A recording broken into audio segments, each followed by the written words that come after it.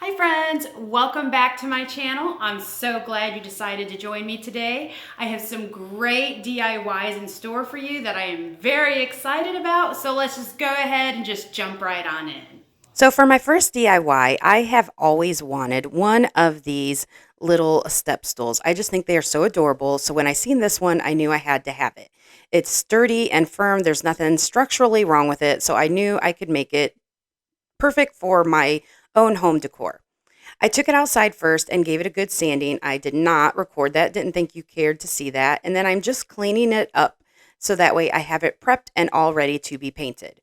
Now I am going to be painting it with this Kills chalk paint, but I do not recommend using that. My favorite paint to use on furniture is Valspar furniture paint, and I usually only have to give furniture one, maybe two coats. For some reason, even though it's a chalk paint, I thought this Kills brand would be really good and thought I would give it a shot. And it actually just did not have a very thick coverage. I ended up having to paint this far too many times to have it fully covered. I think I had to give it 3 or 4 coats.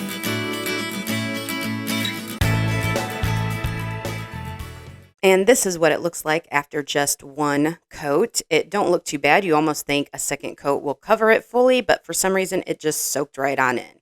So I did go give it multiple coats and then it was ready to go. Then I have this pillowcase that I picked up from the Five Below store. It is so pretty and soft. I just knew I had to have it. And for $5, I knew I would get multiple DIYs out of it, so I wasn't too concerned. So the first thing I had to do was cut the zipper area off because that would obviously not staple very well. And then I'm going to start securing it in place with my staple gun. I did leave the back and the top to the pillowcase, so it's a double layer. I just thought the extra thickness would make it even softer.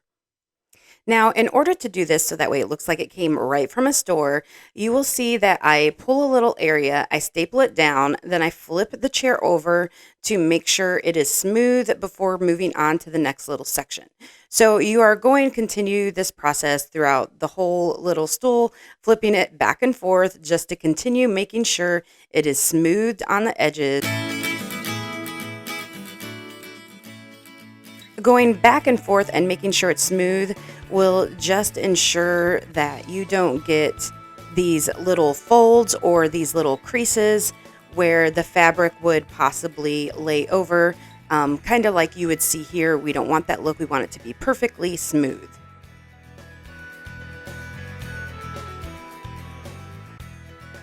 And here we have it. I love it. I think it's adorable and it's functional as well as just cute.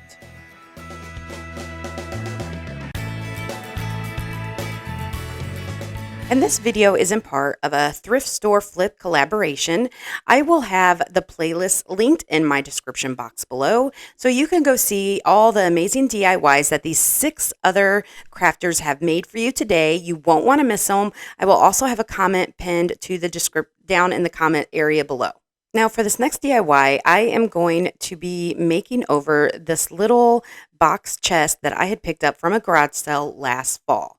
I am just going to take the little knobs that they have on these doors, which are actually little spools, so you could tell it matches what they had used it for. It was probably in somebody's sewing room. And then I'm going to sand this down, we're going to paint it, and we're going to give this little thing a makeover.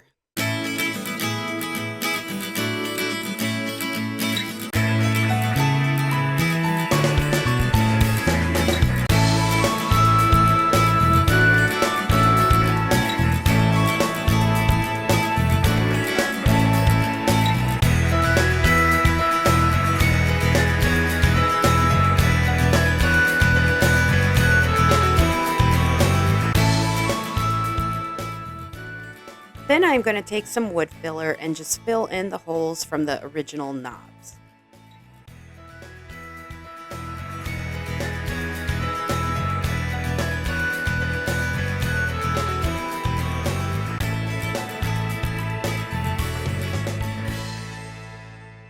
Now I have this other little set that I had made from all Dollar Tree items, and I wanted this to match so I could have them together in my craft room. So I'm keeping that in mind when selecting the colors. So for the outside of this, I'm going to use my antique wax, and then I am going to use my Waverly chalk paint in the color plaster for the drawer. Now this wax actually goes on more like a stain, which I love, but it don't have the smell and it don't discolor your hands like an actual stain would. But it goes on much thinner, it goes on very wet, and then once you get a whole section applied, you do want to make sure you take something wet. So I'm going to use a wet paper towel, and I'm just going to wipe off the outer layer just like you would do if you were working with a stain. And then once you get each section done, you just move on to the next section of what you're working on and do the exact same process.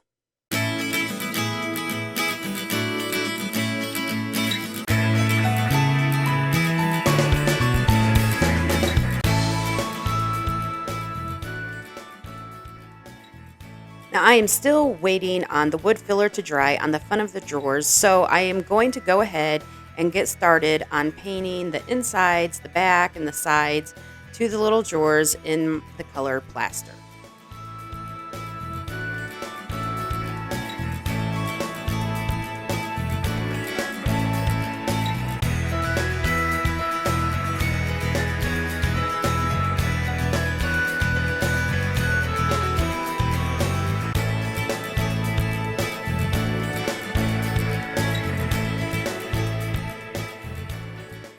Once I had sat that aside to dry, the wood filler was pretty dry. So I went ahead and just sanded it down. It didn't take much. And then I'm just going to give it a coat of paint as well. If you like any of the DIYs I'm bringing you in this video, please give me a thumbs up. It actually helps my channel quite a bit and I appreciate it. And if you have not subscribed, make sure you go and hit that subscribe button. Next, I have these little drawer pulls that I picked up from Amazon. I will have them linked down in the description box below. And I am going to screw 3 of these onto the front of my drawers. Now I have this little drill that I keep in my craft room because it's a mini drill. It's the perfect size. I love using it instead of a large drill. I'll have it linked below as well. And it's something that I actually really do recommend. You can know that if I recommend something, it's because I love it myself. And I'm going to use the drill bit that came with it, and I'm going to drill the holes where they go on the little pulls. And then I'm going to make sure I get an attachment that is the correct size for the screw that came with these. And I'm just going to add the screws to the pulls. And then repeat that process for all 3 drawers.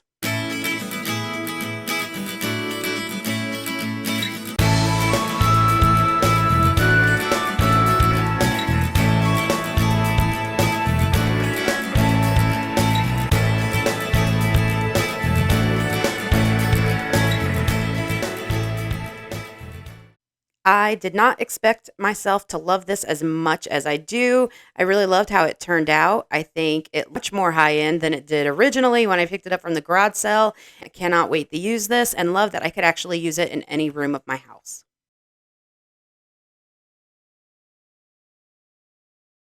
Thank you for stopping by my channel today. If you are looking for creative inspiration, ideas on how to decorate on a budget, or just looking for a fun community of friends, then be sure to hit that subscribe button and click the drop down menu so you can be one of the first to get notified every time I upload a new video. So this last DIY is actually one of my most favorite things that I have ever made, and it is using this picture that I had picked up from the clearance rack at Hobby Lobby. So we are going to turn this into something so much better. So I am taking my Waverly chalk paint in the color white. It blends in with the white on this sign. Absolutely perfect. So I really only had to give it 1 coat. Other than around the areas that you see that pink, I did have to cover those areas twice. Then I had this little wood truck left over from Christmas that I had picked up from the Dollar Tree. I am going to just snap that Christmas tree right off the back. And we are going to give this a coat of a pretty paint for spring. I have had this project in another video before, but again, like I said, it's one of my most favorite things that I have ever redone. So I will have that video linked down in my description box below as well if you want to go check out the other projects I did with this one. And then I'm just taking my chalk paint in the color ink, and I'm going to do both of the tires.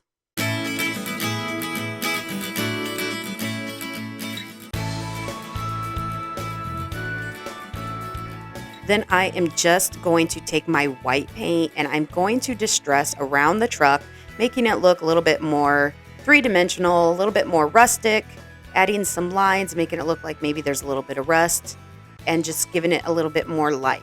And then I am going to take my gray paint and I'm going to add some rims to my tires.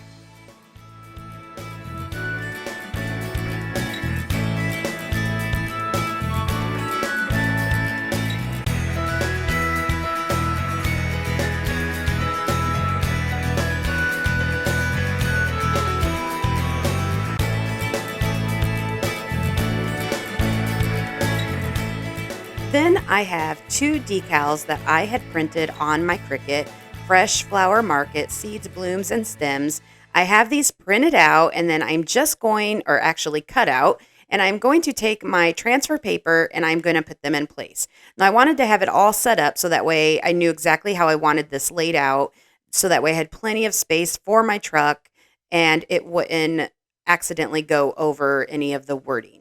Once I have it laid out, then I am going to take these Jenga blocks and I am going to use my E6000 and hot glue so that way I can get that quick hold as well.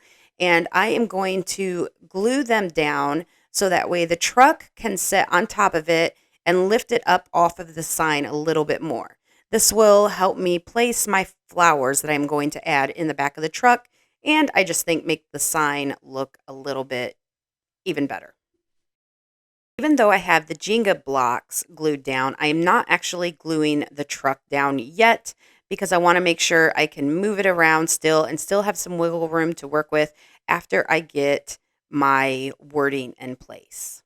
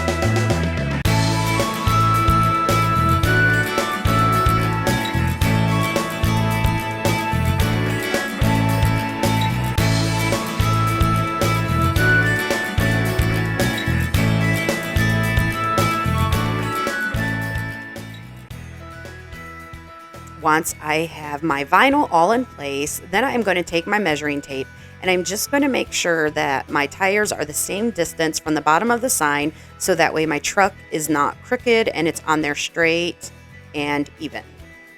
Once I know exactly where it needs to go, then again, I just use my E6000 for that permanent hold because I know I'm going to absolutely love this sign and want it to last a while. And I'm going to use my hot glue for that quick hold so that way I don't have to wait around for that E6000 to dry before finishing my sign.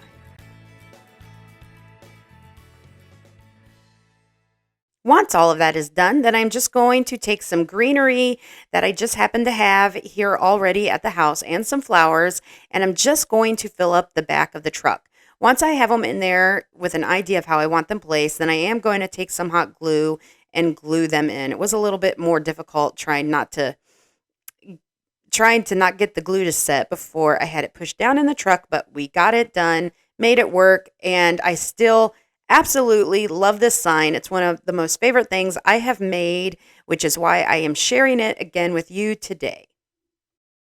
So thank you so much for watching this video. I have another fun one planned for Friday, so I hope you are subscribed, and I will see you then.